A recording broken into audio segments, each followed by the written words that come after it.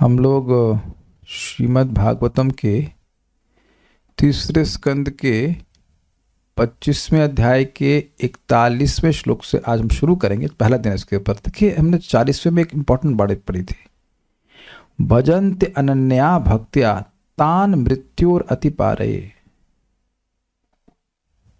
तो भगवान ने कहा कि जो व्यक्ति अनन्य भाव से मेरा भजन करेगा उसको मैं मृत्यु के पार ले जाऊंगा। क्लियर है? हाँ, और कौन कौन लोग ऐसा करते हैं और ऐसे कौन कौन से देवता है साइंटिस्ट प्रभु जो ऐसा ऑफर दे रहे हैं? आप देखते हो ना, सिम कौन सा लें? तो जियो का ले लेते हैं, एयरटेल का भी ले सकते हैं, आपका कौन सा है? वोडाफोन का भी ले सकते हैं। तो सबकी मोटा मोटी सबके एक ही जैसे प्लान है। तो भगवान का ये प्लान है। भगवान अपने ऑफ प्लान में ऑफर करते हैं कि जो अनन्य भाव से भक्ति करते हैं और वो नहीं भी चाहते हैं तो हम उनको मृत्यु के पार कर देते हैं। ये तो समझा कि ये प्लान भगवान का है। ऐसा अन्य देवताओं के भी प्लान है क्या? कोई मान लो ब्राउज करे कि भाई और भी देवता कुछ कर सकते हैं।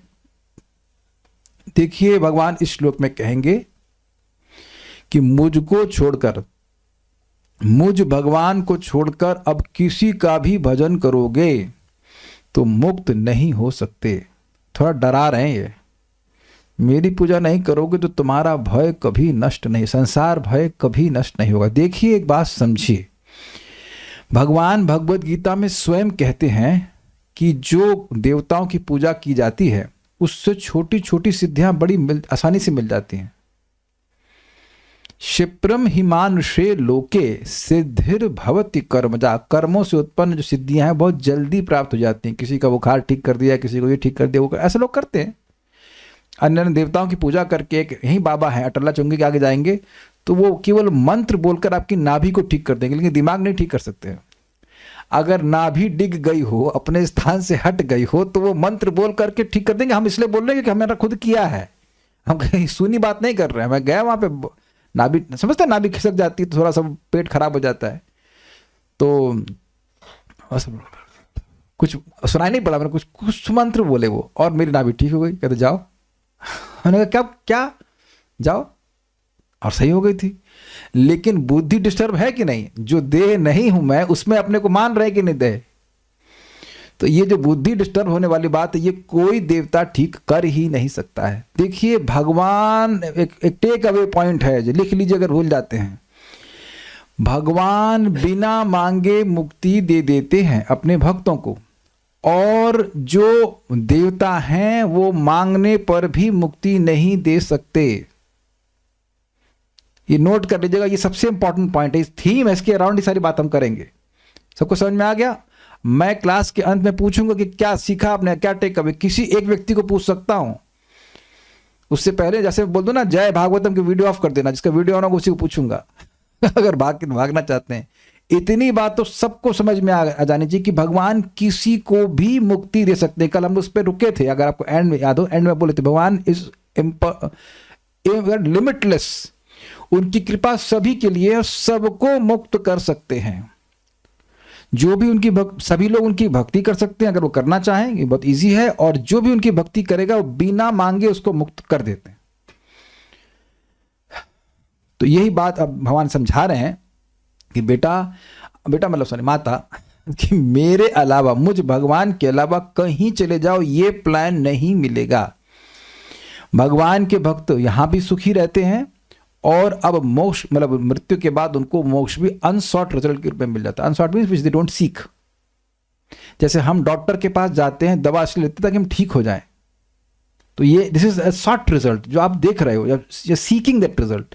लेकिन मोक्ष जो कि दुर्लभ है, दुर्लभ नहीं, क्षमा कीजिएगा, अलभ है, अन्य देवताओं की उपासना के द्वारा प्राप्त ही नहीं हो सकता है, वह भगवान की सेवा के द्वारा अपने आप बिना मांगे मिल जाता है। तो यू कैन अंडरस्टैंड, कुछ धारणा हो रही कितने शक्तिशाली भगवान है। तो इस पे हम लोग बोलेंगे, मेरे पीछे बोलिए। नान्यत्र मद भगवतः प्रधान पुरुषेश्वरा, नान्यत्र नान्यत्रमत् भगवतः प्रधान पुरुषेश्वरात् आत्मनः सर्वभूतानां भयं तीव्रं निवर्तते आत्मनः सर्वभूतानां भयं तीव्रं निवर्तते नान्यत्र मद भगवतः प्रधान पुरुषेश्वरात् नान्यत्र मत् भगवतः प्रधान पुरुषेश्वरात् आत्मनः सर्वभूतानां भयं तीव्रं निवर्तते आत्मनः सर्वभूतानां भयं तीव्रं निवर्तते नान्यत्र मद भगवतः प्रधान पुरुषेश्वरात् नान्यत्र मत् भगवतः प्रधान पुरुषेश्वरात् आत्मनः सर्वभूतानां भयं तीव्रं निवर्तते आत्मनः सर्वभूतानां भयं तीव्रं निवर्तते नान्यत्र मत् भगवतः प्रधान पुरुषेश्वरात् नान्यत्र मद भगवतः प्रधान पुरुषेश्वरात् आत्मनः सर्वभूतानां भयं तीव्रं निवर्तते आत्मनः सर्वभूतानां भयं तीव्रं निवर्तते। बहुत छोटा सा श्लोक है लेकिन बड़ा सुंदर सा श्लोक है, बहुत अच्छा श्लोक है। यदि कोई मुझको छोड़कर अन्य की शरण ग्रहण करता है, शरण मतलब जहां मेरे दुख, जहां ये भावना होती है कि इनकी शरण ग्रहण करके मेरे दुखों की, ये मेरे दुख की निवृत्ति कर देंगे और मुझे सुख दे देंगे, तो वह जन्म तथा मृत्यु के विकट भय से कभी छुटकारा नहीं पा सकता। क्यों? क्योंकि मैं सर्वशक्तिमान परमेश्वर अर्थात पूर्ण पुरुषोत्तम भगवान, समस्त सृष्टि का आदि स्रोत तथा समस्त आत्माओं का भी परमात्मा हूं। इस क्यों को भावार्थ दीपिका में और समझाया गया। पहले हम लोग अन्वय देखते हैं। सर्वभूतानाम आत्मनः, क्या अर्थ हुआ? सभी जीवों की, भूतानाम सभी जीवों के मैं आत्मा हूं। जीव मतलब, भूत का मतलब हुआ पेड़ पौधे सबका। अपना माइक ऑफ कीजिए। सभी भूतों की आत्मा हूं, सभी जीवों की। प्रधान मतलब प्रकृति। अब आया सृष्टि तत्व, कौन है प्रधान? बताइए, इसके पहचान कराइए, कौन है प्रधान? प्रकृति की अव्यक्त अवस्था जिसमें सारी गुण साम्य अवस्था में रहते हैं। तो कैसे समझ पाएंगे, बोल कैसे पा रही हैं आज सन 12/1/2026 में वेदवाद ने? कैसे बोल पा रही हैं आप? ये बोलिए। सुना तो ठीक है, पीछे लग गया है तब पीछे लग लग कर सिखाया हुआ है कि नहीं, आपको भी और अन्य माताओं को भी। अग्रीड? अब तो समझने में कठिनाई नहीं है ना। अब आप देख रहे हैं कि आप प्रथम स्कंद से सुनते आए, कई बार दूसरे स्कंद में तो खूब सुना आपने प्रधान प्रधान प्रधान। तो ये गांव का प्रधान नहीं है। आप जानते हैं कि अब एक प्रकृति की अव्यक्त अवस्था जिसमें रजोगुण तमोगुण सतोगुण बराबर रहते हैं, इसीलिए क्रम से सुनना चाहिए। राधारमण पर समझ में आता है तो शुरुआत सुन रहे हैं, क्रम से सुनने से अब यहाँ कोई कठिनाई नहीं होगी समझने। प्रधान का क्या बात हो रही है? आप जानते हैं कि जब प्रधान ही था तब कुछ नहीं था, कोई सृष्टि नहीं थी, तो भगवान ने दृष्टिपात किया। कौन से भगवान ने? राधारमण प्रभु। माइक ऑन करो, इन लोग सब बचे रहते हैं, इन लोग बहुत चालू हैं, माइक नहीं रखते पास, वहां पे रखे, उधर रखा है पीछे, वहां धर के चले जाते हैं। उधर लोग लेफ्ट, उठ नहीं रहा है कोई उठ नहीं रहा है ताकि माइक ना आए पास में। आलस नहीं करना भाई। हाँ यह है ना, ऑन कीजिए इसको। राधारमण प्रभु दीजिए, गिफ्ट देना, गिफ्ट देना इनको। हाँ बोलिए, कौन से भगवान देखते हैं?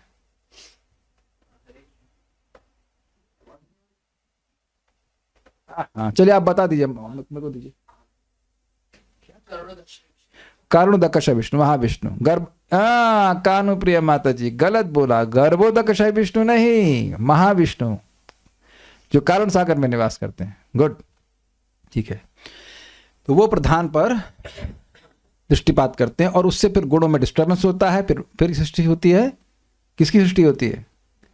महातत्व। Very good. और उसके बाद फिर अहंकार तत्व, फिर अहंकार के 3 विभाजन इत्यादि इत्यादि सब आगे चलता है। तो भगवान प्रधान और पुरुष के भी ईश्वर हैं। पुरुष के ईश्वर हैं। कौन से पुरुष की? कौन से पुरुष के? प्रधान तो हो गया भौतिक प्रकृति की अव्यक्त अवस्था, उसके ईश्वर। और वार्षभानु माता जी ने सबको बता दिया। सबको नहीं बताना होता है, आपने सारा एवरीवन ने पोस्ट कर दिया, सबको मालूम चल गया। फिर मैं कैसे, रुकिए अब को होस्ट नहीं बनाएंगे। हाँ व्हाट इज दिस?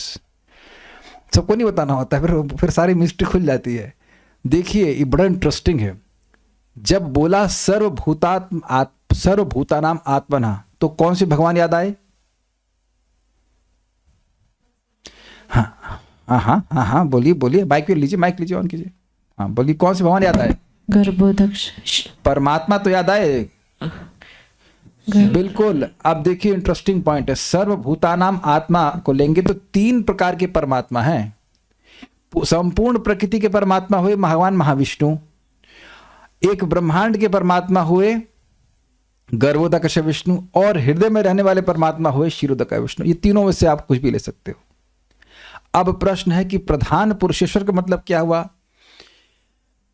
प्रधान पुरुषेश्वर मतलब जो पुरुष हैं, 3 पुरुष है ना, महाविष्णु, गर्भोदक विष्णु, क्षीरोदक विष्णु, उनके ईश्वर कौन है?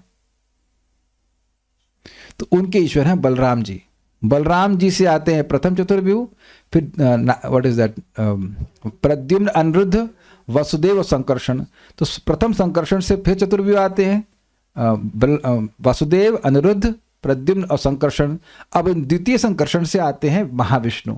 तो अल्टीमेटली जितने भी पुरुष हैं, मीन्स महाविष्णु, गर्भोदक विष्णु और क्षीरोदक विष्णु, उनके ईश्वर कौन है? बलराम जी। ऐसे चक्रवर्ती बात समझाते हैं। यद्यपि भगवान कपिल देव बोल रहे हैं तो भगवान के अवतार है, वो तीनों का एक साथ भी ले सकते हैं कि उन पर घटित हो रहा है, लेकिन यहाँ पे अलग अलग इस प्रकार से भी बोल सकते हैं। भगवान कहने का अनेक स्वरूप है, ठीक है, समझा गया? पुरुषों के बीच ईश्वर है। अब एक बात थोड़ी ध्यान देनी होगी, अगर आप थोड़ा संस्कृत जानते हैं तो पंचमी विभक्ति का प्रयोग किया जाता है सेपरेशन के अर्थ में। वृक्षात फलानि पतंती, वृक्ष से फल गिरते हैं। मैं कहूं वृक्षस्य फलानि पतंती तो होगा वृक्ष के फल गिरते हैं। लेकिन जब मैं बोलूंगा वृक्षात फलानि पतंती तो वो सेपरेशन के अर्थ में कि वृक्ष से फल गिर रहे हैं, दूर हो रहे हैं। समझ पा रहे हैं इस बात को? संस्कृत पढ़े थे मेघश्याम प्रभु, याद आ रहा है कुछ? 8 कारक होते थे ना, तो जो पंचम कारक बोलते से कहते हैं अपादान कारण, अपादान दूर होना। तो इसीलिए यहां पंचमी विभक्ति का प्रयोग किया जा रहा है, क्योंकि दूर होने के अर्थ में वहां प्रयोग कर रहे हैं। आत्मना शब्द मतलब मुझ परमात्मा से, पर प्रधान पुरुषेश्वरात, मुझ प्रधान पुरुषेश्वर से, प्रधान और पुरुष के ईश्वर से दूर होने के अर्थ में। समझ पा रहे हैं? मद भगवता, मुझ श्री भगवान के सिवा मतलब उनके अलावा, उनसे दूर, उनको छोड़ रहा है। अन्यत्र, और कहीं भी भक्ति करने से, तीव्रम मतलब दुस्सह, तीव्र होता है ना जिसको प्रभाव बहुत तीव्र हो। दुस्सह मतलब ये जो जन्म मृत्यु का चक्र, इसमें बहुत कष्ट होता है, इसको सहन करना बड़ा कष्टकारी है, इसलिए करे दुस्सह। भयम मतलब संसार बंध रूपी भयंकर, मतलब संसार बंध रूपी भय होना चाहिए, भयंकर भय, छूट गया भय यहाँ पे। संसार बंधन रूपी भयंकर भय न निवर्ते, कभी दूर नहीं होता है। कुछ समझ पा रहे हैं बात? पंचमी विभक्ति का प्रयोग किया कि अगर भगवान के चरणों से हट गए, भगवान जो कि प्रधान और पुरुष के भी ईश्वर हैं, जो सभी के परमात्मा, उनसे अगर उनको छोड़ दिया और कहीं अन्यत्र भक्ति कर रहा है तो संसार भय कभी नष्ट नहीं होगा। Is it sinking? इजी? अच्छा शरणा माता जी, संस्कृत में कितने नंबर आए थे? कुछ पढ़ी है संस्कृत? कितने लोगों ने पढ़ी है? ये कितने लोगों को ये अपादान कारक वाली बात समझ में आ रही है? शैलेश माता ji from Indore is understanding, Hansa माता ji is understanding, Kanu Priya is also understanding. सम शैली शुक्ला माता जी, कुछ संस्कृत याद आ रही है आपको? थोड़ा सा रिवाइज कीजिए, वो 5वीं की जो 8वीं की जो होती है ना, आईसीएसई बोर्ड पढ़ा हुआ आपने। Santosh Krishna understanding, very good very good. कुछ काम आया, एक चीज जो काम आई वो संस्कृत, बाकी तो सबका चला, ज्योग्राफी हिस्ट्री सब बर्बाद। ज्योग्राफी हिस्ट्री बड़ी बेवफा, रात को पढ़ो सुबह सफा। ये संस्कृत आज भी याद है, ये अपने फॉर्मूला सुना है, हिस्ट्री ज्योग्राफी बड़ी बेवफा, रात को पढ़ो सुबह सफा। गायब हो जाती, याद ही नहीं रहती। बट आप देखेंगे मुझे संस्कृत इसलिए अच्छी लगती थी कि वो मैथमेटिक्स की तरह चलती है ना, इट इज जस्ट सिस्टमैटिक। इसलिए पंचमी विभक्ति का प्रयोग कर रहे हैं। ना अन्यत्र, ना अन्यत्र, ना को जोड़िएगा यहां से, ना भयम, ना तीव्रम भयम निवर्तते, भय तीव्र भय, संसार भय निवर्तित नहीं, नष्ट नहीं होता है। कब? तो कह रहे अन्यत्र, मद भगवतः अन्यत्र, मुझ भगवान को छोड़कर कहीं और कहीं चले जाओ, नहीं होगा। कैसे भगवान आप हैं? तो कहते हैं प्रधान पुरुषेश्वरात, मैं प्रधान और उनको नियमन करने वाले पुरुषों का भी ईश्वर हूं, उनसे। आत्मनः सर्वभूतना, और मैं जो सभी जीवों का आत्मा यानी परमात्मा, उसको। तो देखिए बात बड़ी सिंपल है, भगवान बड़ी क्लियरली समझा रहे हैं कि तुमको जिसकी पूजा करनी है चले जाओ, करो, हमें कोई आपत्ति नहीं है। लेकिन अब अगर तुम चाहते हो कि तुमको मोक्ष मिले तुम चाहते हो कि मोक्ष प्राप्त हो, तो मेरे अलावा भैया कोई नहीं दे सकता है। स्वाभाविक सी बात है, जो प्रधान में दृष्टिपात कर रहे हैं भगवान, जो सृष्टि कर रहे हैं, उसके बाद जो भी है वो सृष्टि के अंदर है, स्वीकार्य है। तो जो सृष्टि के अंदर है वो सृष्टि से बाहर निकलने का सामर्थ्य कैसे रख सकते हैं? Is it sinking? ये जेल बनाने वाले, उसमें सबको भरने वाले भगवान है। भगवान सबको भर दिए, तो भगवान की शरण छोड़ करके किसी के पास भी जाएगा वो तो जेल के अंदर कैदी है ना भाई। आपको समझना चाहिए कि देवता भी कैदी है। मैं शिव जी को नहीं बोल रहा हूं, शिव जी कैदी नहीं है, बट बाकी देवता कैदी हैं, वो कैदी हैं। तो कैदी को बोले भैया थोड़ा कुछ करो यार, बाहर निकले, नॉट पॉसिबल। क्लियर हुआ सबको? आप चाहे गणेश जी की पूजा कीजिए, I have nothing against Ganesh ji, देवता भी सम्माननीय है सम्माननीय, लेकिन सब लोग इस जगत के कैदी ही हैं। चाहे गणेश जी हो चाहे कोई भी हो, आप शुद्ध भक्तों को मत नाम लीजिए कि हनुमान जी से प्योर डिवोटी। तो हनुमान जी की अगर आप शरण ले रहे हैं, भगवान की भक्ति करो, तो बताएंगे भक्ति करो, दैट्स अ डिफरेंट थिंग। लेकिन अब जैसे देखते हैं कि लोग हनुमान जी की पूजा करते हैं, किस लिए? हमारा लड़का हो जाए, करते हैं और इच्छा पूरी कर देते हैं। वो हनुमान जी को डिस्टर्ब करेगा, जा ले भाई तू ले ले, लड़का बच्चा जो ले ले। शिव जी की पूजा भी करते नहीं। शिव जी को वैष्णव के रूप में कौन पूजा करता है? बहुत कम। हनुमान जी के रूप में कौन करता है? जबकि हनुमान जी तो प्रसिद्ध भक्त हैं। शिव जी भगवान के भक्त हैं, शायद कुछ लोग ना भी जानते हो। आप में से कितने लोग इस्कॉन में आने से पहले जानते थे कि शिव जी वैष्णव हैं? आप तो पूजा करती थी यहाँ, वेदवादिनी तो नहीं जानती थी। कितने लोग, चलिए हाथ खड़ा कीजिए, कितने लोग ऐसे हैं जो इस्कॉन में आने से पहले शिव जी की पूजा करते थे और नहीं जानते थे कि वो वैष्णव है? अरे प्रभु जी इतना हाथ नहीं खड़ा करवाया करिए, हाथ दर्द होने लगता है हमारा। Okay, you got it. तो शिव जी की पूजा कर रहे हो तो भाई चलो, संभावना ये है कि आप काफी संभावना ये कि आप उनसे कुछ भौतिक मांगेंगे। हनुमान, अच्छा कितने लोगों को ये नहीं पता था कि हनुमान जी भगवान राम के भक्त हैं? I think everyone, any Indian will know कि हनुमान जी तो शुद्ध, ये भी पता था कि शुद्ध भक्त है, ये भी पता है कि नहीं? लेकिन फिर भी हनुमान जी से लोग मांगते हैं ना मटेरियल चीज। कितने लोग ऐसे होंगे जो हनुमान जी के पास जाके भगवान राम की भक्ति मांगेंगे? आपको मिले कोई ऐसे हनुमान जी की पूजा करने वाले? मेरे पिताजी भी शनिवार को इधर लखनऊ में नदी के पास में एक हनुमान जी का प्रसिद्ध मंदिर है, आपका नाम भूल रहा हूं उसका, मैं वहां पे जाते थे, मैं भी गया उनके साथ में कभी कभी। हाँ, अब मुझे नहीं पता, माता जी अवध क्लार्क के पास में है ना, वही है हनुमान धाम। हाँ, लेकिन कभी पिताजी ने बोले जाओ जाके राम की भक्ति मांगो, कभी नहीं मांगे, कभी नहीं। This is never a chance. तो पॉइंट इज कि जब आप मांग ही नहीं रहे तो फिर कैसे देंगे वो? तो पॉइंट इज कि भक्तों के, देवताओं की उपासना करने वाले कभी भी मुक्त नहीं हो सकते। तो ये प्रश्न उठाया गया है दूसरे स्कंद के 3 अध्याय में, 2.3.11 है जहां तक मैं समझ रहा हूं, ये 11 12 होगा। 2.3.10 में बताया गया कि जो कैसी भी इच्छा हो भगवान के भजन करने वाला बहुत अच्छा है। लेकिन उसके बाद प्रश्न हुआ कि आपने बताया कि इस देवता की पूजा करोगे तो ये लाभ है, होगा, ये होगा, तो कभी देवता की पूजा करने को लाभ भी होगा? अगर देखिए क्या श्लोक है 2.3.11, तो उसमें बताया जा रहा है कि अगर कदाचित वो वैष्णव की संगति कर ली और भगवान के शरणागत हो गए, तब उनको लाभ हो जाएगा, तब उनको श्रेय की प्राप्ति होगी, अन्यथा श्रेय की प्राप्ति नहीं होगी। Just check it out what the shloka is. तो स्पष्ट समझ लीजिए कि भगवान के भजन के बिना किसी को मुक्ति नहीं हो सकती है। माइक पे बताइए। अच्छा श्लोक बोल रही है, हाँ ये है, एतावानेव यजताम इह निःश्रेयसोदयः भगवत्य चलो भावो यद भागवत संगतः। तो ये लिखा हुआ है कि जितने भी देवताओं के उपासक हैं, मल्टी डेमिगॉड्स, उनका परम श्रेय तब मिलता है जब उनको भगवान में आकर्षण मिलता है भक्तों की संगत से, भगवान की भक्ति करने में। तो भगवान की भक्ति किए बिना व्यक्ति कोई ऐसा नहीं हो सकता है जिसको श्रेय की प्राप्ति हो जाए। ठीक है, श्रेय मतलब जन्म मृत्यु के चक्र से मुक्त हो जाए। Okay, so we are moving forward.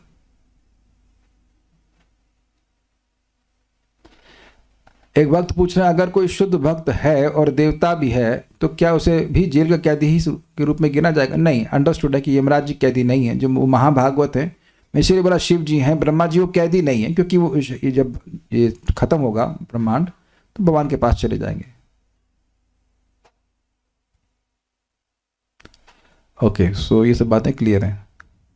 इससे पहले कि मैं जाऊं, एक उदाहरण आपको दूंगा जो भागवत में दिया गया है कि जैसे कोई सर्प है अब अगर उस सर्प से कोई व्यक्ति पंगा ले ले तो जहां वो जाता है, व्यक्ति अपना माइक ऑफ कीजिए प्लीज, तो अब उसके पीछे वो सर्प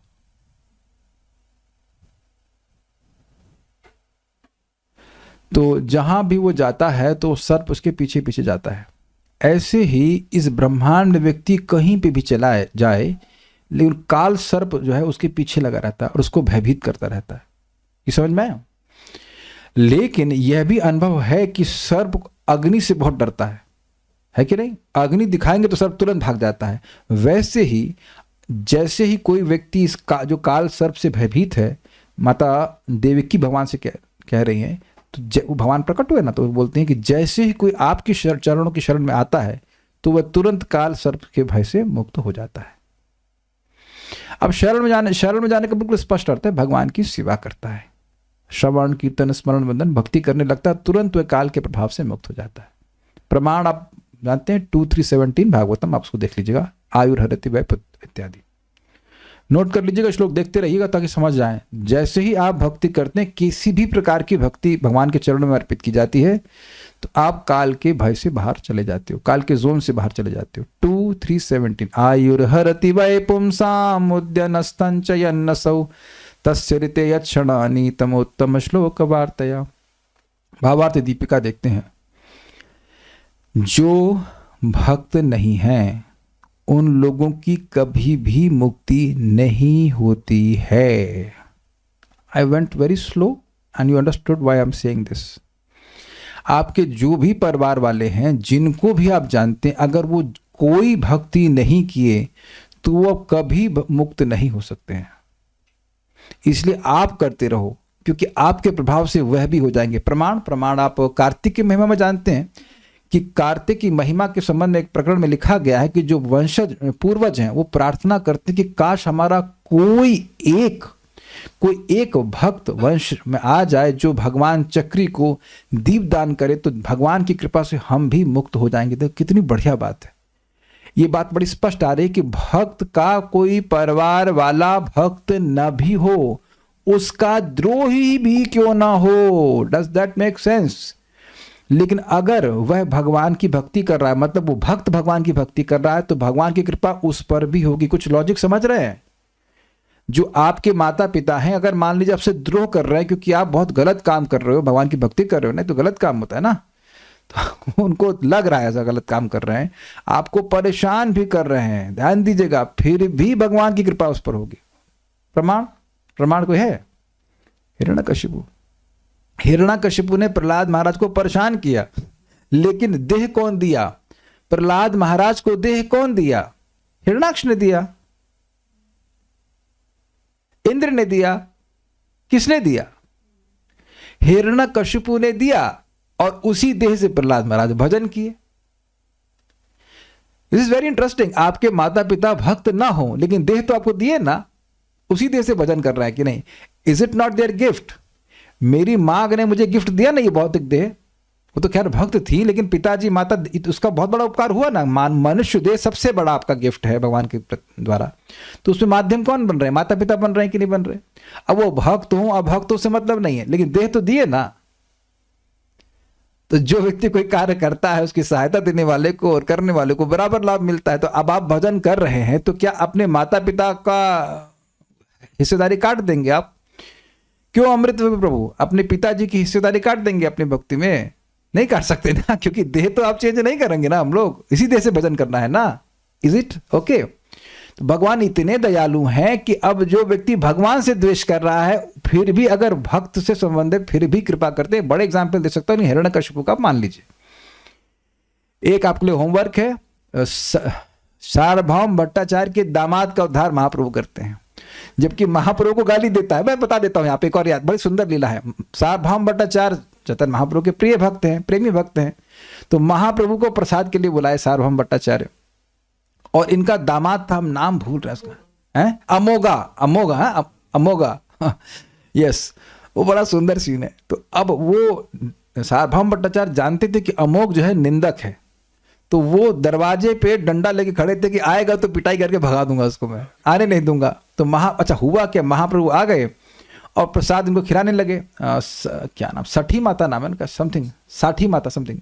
तो सार्वभौम भट्टाचार्य की जो पत्नी, उनका नाम साठी माता, एक्सपर्ट कुक, दोनों लोग एक्सपर्ट कुक। तो बढ़िया से प्रसाद बनाए और महाप्रभु खिला रहे, खिलाने में एकदम प्रसन्न है, आनंद में, तो ध्यान नहीं रहा कि कोई आया।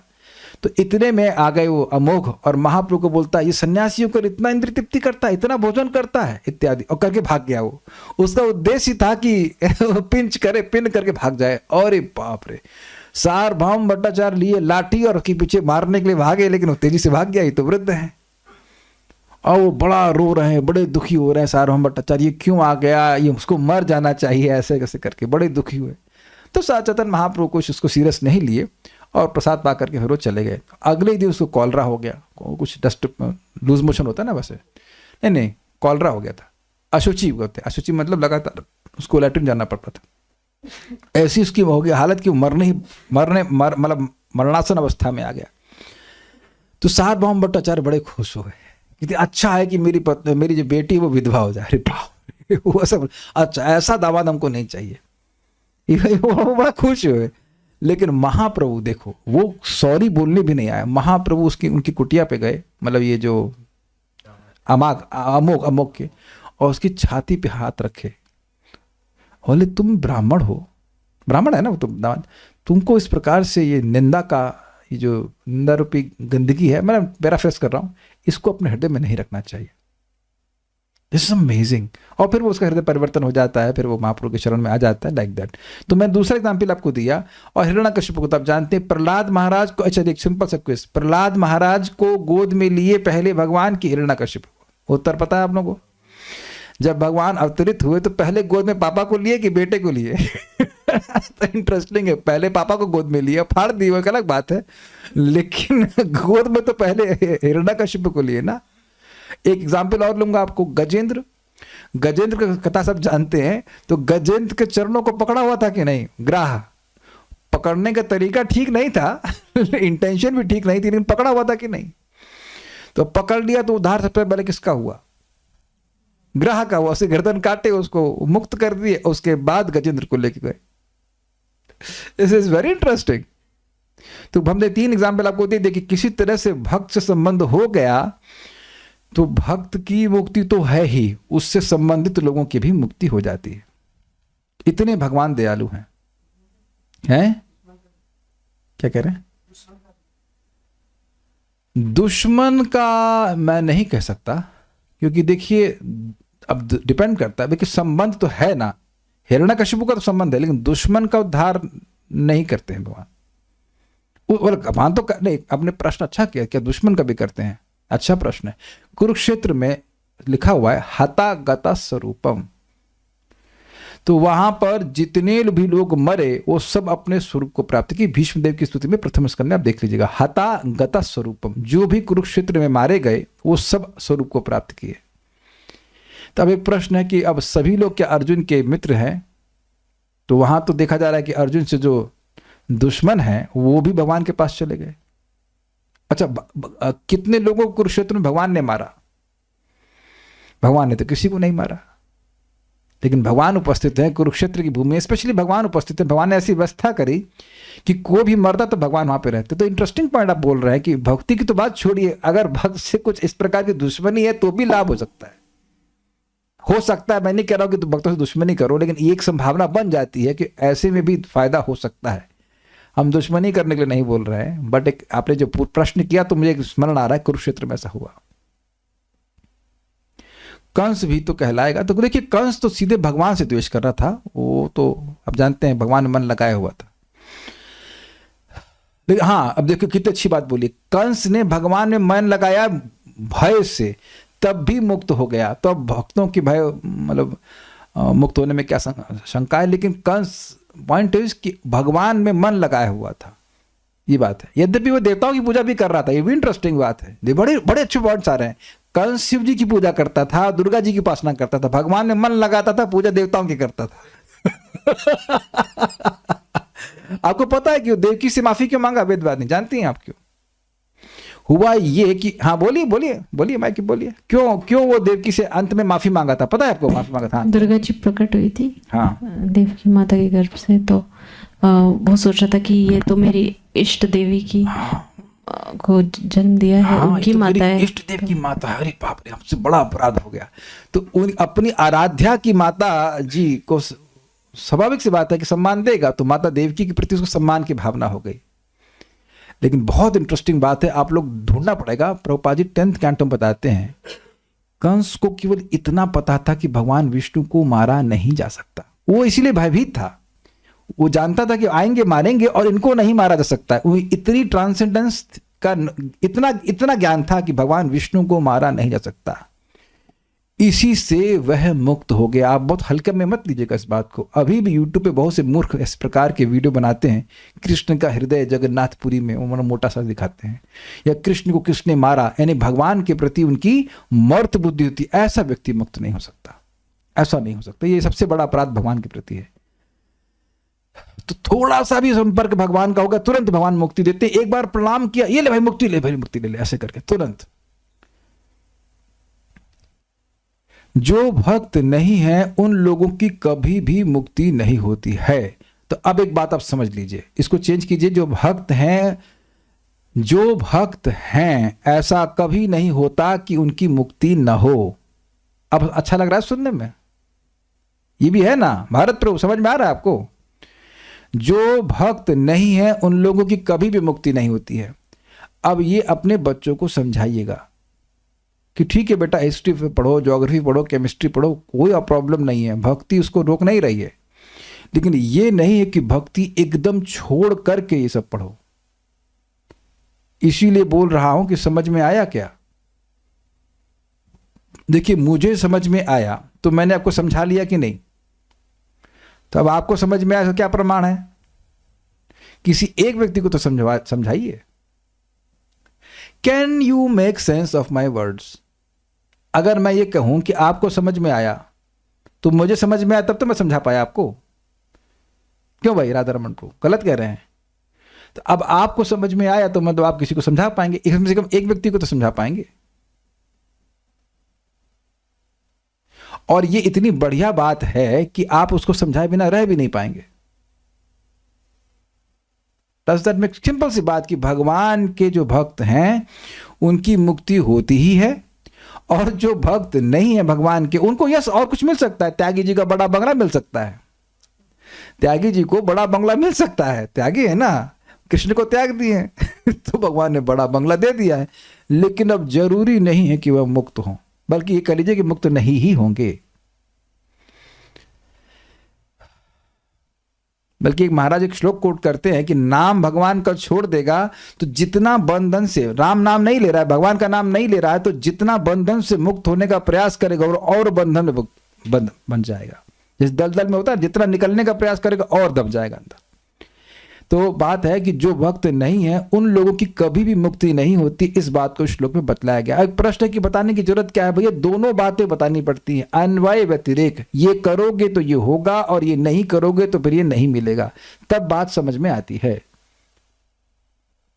पर इंटरेस्टिंग है, मद भगवतः अर्थात मुझ भगवान के बिना दूसरे की भक्ति करने से मुक्ति नहीं होती है। स्पष्ट है? तो इस श्लोक में भगवत इस विशेषण से सामर्थ्य सूचित हो रहा है। देखिए एक पॉइंट को समझ लीजिए फिर हम रुक जाएंगे। बड़ा इंटरेस्टिंग भाई, ये बहुत इंटरेस्टिंग है। भगवत मतलब भगवान, भगवान मतलब षड ऐश्वर्यपूर्ण। पॉइंट ये है कि कोई व्यक्ति ये प्रश्न करे कि आप अकेले सबको मुक्त कैसे कर देते हैं? भगवान, सारा ज्ञान, बल, ऐश्वर्य, वीर सब कुछ मेरे पास है, सब कुछ अनंत मात्रा में है।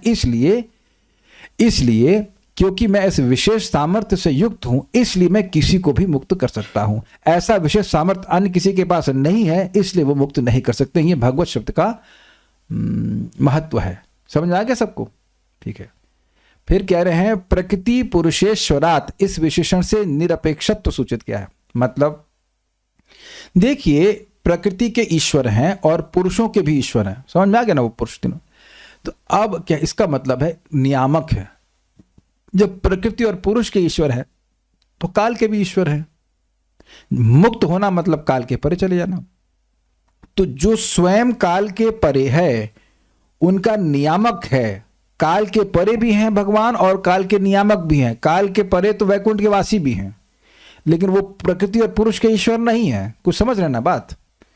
प्रधान प्रकृति, भौतिक प्रकृति के ईश्वर नहीं है। तो जेल के मालिक कौन है? भगवान है।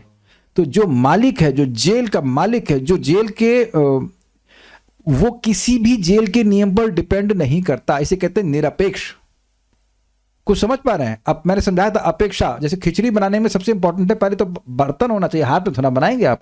तो अब वहां उस कहेंगे आपको बर्तन की अपेक्षा है, कुकर चाहिए, इज इट नॉट? जो भी आपको बर्तन चाहिए। भगवान को, भगवान सर्वतंत्र स्वतंत्र हैं, किसी भी सिस्टम से वो परे हैं। उसके परे भी हैं, ट्रांसेंडेंटल भी हैं और नियामक भी हैं। मैं रिपीट कर रहा हूं, जो शुद्ध भक्त है वो भी प्रकृति के परे हो जाते हैं, लेकिन वे जगत के नियामक नहीं हो जाते हैं। तो भगवान जगत के नियामक हैं, उनको उस जगत की किसी चीज से कोई अपेक्षा नहीं है, वो पूरी तरह स्वतंत्र है, इसलिए किसी भी जीव को मुक्त कर देते हैं। ये दूसरे विशेषण का अर्थ हुआ। कुछ धारण हो पा रहा है बात? जैसे एक राजा जेल बनाता है तो वो जेल के नियमों से कि उसकी कोई अपेक्षा नहीं हो, जेल में क्या नियम उससे कोई मतलब नहीं, वो बोल देगा ये व्यक्ति को मुक्त करो तो मुक्त करो। मैं एग्जाम्पल देता हूं आपको। एक हाईजैक हुआ था भारत का, ऐसी 814 बोलते हैं, कुछ बहुत पहले हुआ था, हाँ काबुल वाला। तो उन्होंने डिमांड करी कि कोई आतंकवादी को छोड़ दिया जाए। तो आप लोग ने छुड़वाया था? नहीं। जो भारत के उस समय प्रेसिडेंट रहे होंगे या जो प्राइम मिनिस्टर, उन्होंने लिख दिया कि चलो कोई बात नहीं, कोई बात नहीं, मतलब इसको अब छोड़ दिया जाए। तो वो छोड़ दिया गया कि नहीं छोड़ दिया गया? जेल में था, बिना किसी प्रोसीडिंग के उसको छोड़ दिया गया। क्या आप और मैं ऐसा कर सकते हैं? आप इस बात को समझते हो? एक मैं एग्जांपल और दूंगा। भारत के कोई व्यक्ति रशिया में थे, जाके गड़बड़ कर दिए कुछ वहां पे। अब वहां पर उनको 150 साल की कैद हो गई। 150 का मतलब वो भाई मरने वाले थे। लेकिन यहाँ के भारत के प्राइम मिनिस्टर ने निवेदन किया, रशिया और इंडिया की दोस्ती होती है, तो उन्होंने कहा कि ठीक है छोड़ दो, तो वापस आ गए। वो 10 साल में जो भी जल्दी वापस आ गए। तो जो अब वही मरने वाला था वो वापस आ गया। आप समझे बात? जो उस जेल के नियामक हैं, जो जेल को बनाने वाले हैं, वो नियम को बनाने वाले हैं कि ये अपराधी है, ये जेल में जाएगा। लेकिन अब अगर सुधर गया या जब उनकी इच्छा होगी तो वह जेल से बाहर कर सकते हैं। क्लियर हो गया ये? तो क्योंकि प्रकृति और पुरुष के भी ईश्वर भगवान हैं, इस कारण से उनको अपेक्षा नहीं है कि वो कोई व्यक्ति कितना पाप किया है क्या नहीं, उनकी शरण में आए तो बाहर निकलो कर सकते हैं। अच्छा, और उसके बाद तीसरा है सर्वभूतानाम आत्मनः। इस विशेषण से हितकारित्व को सूचित किया गया। ये बहुत अच्छा है। देखिए, आप सभी लोगों का अनुभव होगा कि कभी कभी किसी व्यक्ति से इतना वैमनस्य हो जाता है। वैमनस्य मीन्स मन बिल्कुल विपरीत हो जाता है कि अब उससे बिल्कुल नहीं रहना चाहते। किसका आज तक ऐसा नहीं हुआ है वो हाथ खड़ा करे। मेरा लैंग्वेज, मेरा प्रश्न समझ में आई आपको? आ रहा है ना? कभी कभी इतना मन खट्टा हो जाता है किसी व्यक्ति के संग, उसके संग एक रूम क्या एक घर में रहना नहीं चाहते। किसी का नहीं हुआ हो तो जल्दी से हाथ खड़े। सत्य प्रकाश प्रभु, ये शुद्ध भक्त है। इसका मतलब या तो आप मटेरियल वर्ल्ड में रह ही नहीं रहे, या तो आप मेरा प्रश्न ही नहीं सुन रहे हैं। भौतिक जगत में ऐसा हुआ ही नहीं, ऐसा हो ही नहीं सकता। Is it not? ऐसा कभी नहीं हुआ। आप बड़े अच्छे, बड़े लविंग डिवोटी हैं आप। चलिए अच्छी बात है। नहीं तो आप अगले इसी जन्म में थोड़ा इस्कॉन मतलब आश्रम ज्वाइन कर लीजिए तो आपको समझ में आएगा। कोई इतना जोर से कराटे मारता है कि आदमी वहां से हट के भागेगा। हमको तो बड़ी दिक्कत होती थी। तो पता नहीं कि कभी हुआ आप लोग संग कोई व्यक्ति बहुत खराटा मार रहा हो रूम में और आप पूरी रात ना सो पाए और दांत पीस रहे हैं, सारी तरह के मन में भाव आ रहे हैं कि क्यों रूम में है। चलिए रूम की बात छोड़ दीजिए, ट्रेन में हुआ है कभी? अगर स्लीपर में कभी ट्रैवल करें या एसी में भी इतना जोर खराटा मारता है कि पूरा कीर्तन कर देता है ना, संकीर्तन करता है। तो लगता है यार ये यही पैसा दे रहा है, क्या हम भी तो पैसे दे के बैठे, का ये बैठ गया पे, होता है कि नहीं? तो अब ये सोचिए कि मैं क्यों बोल रहा हूं। भगवान जीवात्मा के संग हृदय में बैठे हुए हैं। कब से बैठे हुए हैं? अनादिकाल से। और उसके खाने पीने की व्यवस्था, सब व्यवस्था किए जा रहे हैं। तो हमेशा से भगवान हितकारिता कर रहे हैं कि नहीं? वो एक रस रहते हैं। यद्यपि जीव भगवान को कुछ नहीं मान रहा है और यद्यपि भगवान सब कुछ दे रहे हैं। आप इस जगत में किसी कुछ देते हो तो कम से कम ये तो उम्मीद करते हो कि हरे कृष्ण बोलेगा। एक प्रभुपाद जी के डिसाइपल हैं, उनका नाम डिवोटी किचन में डोनेशन दिया करते थे, क्या नाम था उनका? बुड्ढे से थे प्रभु जी, बहुत छोटा सा नाम था उनका। इंग्लैंड में रहते थे, पोस्टमैन थे ना पहले। नाम में भूल रहा हूँ मैं, तो मैंने कहा प्रभु जी थोड़ा सा भक्त गीता के लिए डोनेशन दीजिए। तुम तो कभी हरि बोल बोलते नहीं तुम पैसे मांग रहे हो, हरि बोल तो बोलते ही नहीं। अब हम लोग व्यस्त रहते थे, वो उनकी उम्मीद थी, नाम याद नहीं आ रहा, आपको समझ शक्ल याद आ रही होगी। एनीवेज, तो ऐसे बोलते तुम तो कभी हरि बोल बोलते ही नहीं। हमने कहा हरि बोल प्रभु जी तो अब इतना किसी को डोनेशन दे रहा है तो कम से कम हरि तो बोलो उसे पॉइंट इनका क्या, कुछ तो प्रेम दो हमको, ये बात है ना। अब भगवान अनादिकाल से दिए जा रहे हैं और हम लोग कुछ नहीं कर रहे हैं उनके लिए, एब्सोल्यूट। यहां तक तो कुछ लोग हल्ला कर रहे हैं ईश्वर है क्या, मतलब कितना भगवान को खराब लगना चाहिए, लेकिन भगवान दिए जा रहे हैं। तो ये उनका हितकारित्व, हितकारी होने का गुण सूचित करता है। समझे ये क्या, ये सबसे सूक्ष्म पॉइंट था, ये समझ पाए आप लोग। सभी जीवों के आत्मा है, मतलब अब कोई सुअर है तो मल खा रहा है, तो उसके संग कौन रहेगा भाई। कोई मच्छर है तो खून पी रहा है, कोई जीव नरक में गया है, कोई पेड़ की योनि में धूप उसको झेलनी पड़ रही है। तो अब सभी योनियों में जो जीव जा रहे हैं और सभी जीवों के संग भगवान निरंतर बने हुए हैं, तो क्या ये भगवान का प्रेम नहीं सूचित होता। और जिस जीव को जैसे भोग की आवश्यकता है उसको वो दिए जा रहे हैं, जबकि जीव उनके लिए कुछ नहीं कर रहा है। वो कुछ क्या ही कर सकता है भगवान के लिए, लेकिन कोई सेवा नहीं कर रहा तब भी वे लगे पड़े हैं। यह सूचित हो रहा है सर्वभूतानाम आत्मना से। तो कहने का मतलब है कि क्योंकि भगवान हितकारी हैं, जब भगवान का भजन नहीं कर रहे हो तब भी भगवान सारी सुविधा दे रहे हैं, क्योंकि साथ में लगे हुए परमात्मा के रूप में। तो अब ऐसे हितकारी हैं और ऐसा उनका सामर्थ्य है, तो वह क्यों नहीं मुक्ति दे देंगे। कुछ समझ पाए इन बातों का लक्षण। भाई भगवान है, सारा सामर्थ्य है, लेकिन अब कोई कहे सामर्थ्य तो है लेकिन पूछना पड़ेगा भाई, तो कहते हैं नहीं, प्रकृति पुरुषेश्वर, वह ईश्वर है सबके, उन्हें किसी पूछने की जरूरत नहीं है। Is it okay. और अच्छा ईश्वर है, समर्थ है, लेकिन अब वो हित करना ही ना चाहे तो कहते नहीं सर्वभूतानाम आत्मना, वह तो ऐसे ही, वह तो सहज हितकारी हैं। भाई भगवान कोई डॉक्टर की तरह तो है नहीं कि उनकी कंसल्टेंसी फीस लगेगी उनके पास जाना पड़ेगा, ऐसा नहीं। भगवान हृदय में ही बैठे हैं। जैसे ही जीव भगवान की भक्ति करने के लिए इच्छा करता है, भगवान उसकी हेल्प करना शुरू कर देते हैं मुक्त होने के लिए। सबको समझ में आए बात। हम इसको यहीं पे रोक रहे हैं क्योंकि थोड़ा सोचने वाली बात है। थोड़ा सोचिएगा कि सब इन गुणों का क्या मतलब है। माइक पे पूछिए अगर कुछ पूछना चाहते हैं। ओके, कुछ यहाँ पे कहना चाहते हैं।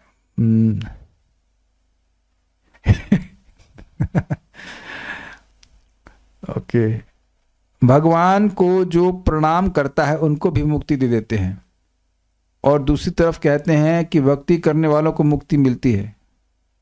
ये दोनों मुक्ति डिफरेंट हैं। अच्छा ये बताइए कि क्या भगवान को प्रणाम करना भक्ति नहीं है? भगवान तो बोले ना, मन मना भव मत भक्तो मदिया जिमाम नमस्कुरु। तो आप प्रणाम करने को भक्ति के बाहर कर दे रही हैं। आपने सुना था कि ये प्रणाम करने वाले को कृष्ण प्रणामी न पुनर्भाव, सुना था भक्ति रसामृत सिंधु में। तो उसमें कौन सा ग्रंथ का नाम बताइए, बोलिए। भक्ति रसामृत सिंधु। तो प्रणाम करना भक्ति नहीं है, ये तो बहुत बड़ी भक्ति। माता कुंती कहती भगवान आपको समझ नहीं सकते, हम तो केवल प्रणाम कर सकते हैं। और कुछ कह रहे हैं ध्रुव महाराज, क्या कहे पता नहीं ध्रुव महाराज क्यों कहे। इस श्लोक में तो भय जन्म मृत्यु से बोला गया है, न कि भगवान से। फिर क्या कंस रेलेवेंट होगा? आप समझे नहीं बात। मैंने ये कहा कि कंस तो भगवान की भक्ति ही नहीं कर रहा था। कंस तो भगवान से भयभीत था, फिर भी भय से वह मुक्त हो गया। भगवान से भय की बात नहीं हो रही है, भगवान में मन लगाने की बात हो रही है। भगवान किसी को नहीं मारते, भगवान विष्णु ही मारते हैं। पता नहीं क्या बोलना है, हमको समझ में नहीं आ रहा। नहीं, भगवान मारते हैं। जब भगवान यदुकुमार के रूप में है तो भगवान मारते हैं। मारे नहीं भगवान? कितनी बार मारे हैं? सल्व को मारे हैं और कितने कितने असुरों को मारे हैं, कंस को भी मारे हैं। कैसे आप बोल रहे हैं? हम भगवान पे केस कर रहे हैं, इतने लोगों को मारे हैं वो। हंति निंदन्ति वा द्वेष्टि वैष्णवानाम नाभिनंदति क्रुद्धते याति नो हर्षम दर्शने पतनानि स्यात्। इसके अकॉर्डिंग वैष्णव से दुश्मनी रखने वाले कैसे मुक्त हो सकता है? नहीं समझ रहे मैं तो संस्कृत बोलने लगी श्यामली माता जी। हाँ, मैंने देखिए बताया कि वैष्णव से दुश्मनी करने वाले मुक्त नहीं होते हैं, सही कह रहे हैं आप। लेकिन अब भगवान दयालु है तो क्या करें? हिरण्यकशिपु मुक्त हुआ कि नहीं? हो गया। अर्जुन से संग पांडवों के संग शत्रुता करने वाले ये जो जितने भी वीर थे इधर आए थे, जो दुर्योधन आदि, उन सब के लिए बोला गया हता गता स्वरूपम। हुआ तो क्या करेंगे आप? एक बात बोला गया है, परम पूज्य राधानाथ महाराज जी का लेक्चर है शायद, प्यूरिफिकेशन बाय अर्जुन एरोज करके। हुआ ये था कि जब अर्जुन मारते तो वो लोग भगवान के सुंदर मुख को देखते। आप समझ रहे हैं? 2 मिनट के लिए आप कौरवों की पार्टी में आ जाओ, ठीक है? अब आप वेदवादिनी, आप अर्जुन, मान लीजिए आप योद्धा हैं, यू आर महारथी, और अब आप अर्जुन से युद्ध कर रही हैं, तो किसको देखेंगे सबसे पहले आप? बोलिए माइक पे, आप माइक लीजिए तब याद रहेगा। आप कर्ण हैं फॉर एग्जाम्पल, और आप अर्जुन से युद्ध कर रही हैं, अर्जुन को तो सबसे पहले किसको देखेंगे युद्ध करते समय? अर्जुन। गलत, आप लड़ ही नहीं सकते, यू आर नॉट क्षत्रिय। कृष्ण को देखेंगे, आगे तो वो है ना, सबसे पहले आप कृष्ण को देखेंगी। तो अब होता क्या है, कृष्ण है आकर्षक, तो होता यह था कि वो कृष्ण को देखते, अरे बड़ा सुंदर है, 1 सेकंड के ध्यान चूकता होते में अर्जुन बाण चला देते, उसकी गर्दन कट जाती। अब भगवान की सुंदरता का को अप्रिशिएट करते करते मर गए वो, खत्म, और भगवान ने मुक्त कर दिया उसको। भगवान की चाल थी ये सब नौटंक, मतलब भगवान सोच रहे थे कितने असुरों को मैं अकेले मारूंगा। ये भगवान ने योजना बनाई थी कि द्रौपदी का ये लोग अपमान करेंगे। ये सब सुन चुके हैं हम लोग प्रथम स्कंद में। कच स्पर्श हताइषा श्लोक है कि द्रौपदियों के बालों को स्पर्श किया और उसी समय भगवान ने उनकी आयु खत्म कर दिया, जबकि भगवान वहां पे उपस्थित व्यक्तिगत रूप से नहीं थे। समझे बात? तो अब भगवान ने उनकी आयु को क्षीण कर दिया, वो सारा व्यवस्था कर दिया, 13 साल के अंदर सारा कुछ व्यवस्था कर दिया, सब लोग इकट्ठे होंगे। महाराज कहते सारे हूण बदमाश एक साथ इकट्ठे होंगे और खत्म कर देंगे। जैसे आपको चटनी बनानी होती है तो अदरक ले लेती हैं, धनिया ले लेती है, लेकिन ऐसे पीस देती हैं। ये करते हैं ना माता जी लोग, अलग अलग क्या पीसेंगे, यही बोलते हैं ना वेदवाद नहीं करती हो कि एक साथ पीस देती हो ना, कि अलग अलग पीसती हो। अब टाइम बर्बाद होगा, एक साथ लेके मिक्सी चला देंगे, सब पीस जाएंगे। तो उसी तरह से भगवान सारे हुणों को इकट्ठा कर लिए और सबको मार दिए। जब भगवान के पास जाओ, मेरे पास वापस जाओ। महाराज का स्टाइल है, महाराज समझाते हैं, भगवान का स्टाइल है कि जो इस प्रकार से गड़बड़ करेगा जगत में और भगवान से संबंध हो गया तो तुम यार बड़ा डिस्टर्ब करो, जाओ हमारे धाम में जाके रहो। पूतना भगवान को मारने आई और भगवान ने कहा ये बड़ी खराब लड़की है, जाओ जाओ गोलोक जाओ। Krishna is very merciful. मेरे को अच्छा, और कुछ? क्या कंस को प्रतिकूल भाव था प्रभु जी कृष्ण के लिए? अब आप ऐसा प्रश्न, हंसी आ रही है, तो क्या कंस मामा था, भगवान के लॉलीपॉप बेचता था? ये बताइए, कोई लीला है कि कंस ने कहा जाए अगासुर जाके कृष्ण को लॉलीपॉप दे देना यहाँ से, ये मथुरा की लस्सी, मथुरा के पेड़े प्रसिद्ध है, जाके कृष्ण को दे देना, उसको मिठाई अच्छी लगती है? क्या तो प्रश्न कर रहे हैं। कंस का तो प्रतिकूल भावी था ना, वो शत्रु मानता था भगवान को, लेकिन ये जानता था कि इसमें उनको मारा नहीं जा सकता, तो मन उसका भगवान में आवेशित था। Will stop here now. Shrimad Bhagavatam की जय, श्रील प्रभुपाद की जय, निताई गौर प्रेमानंदे।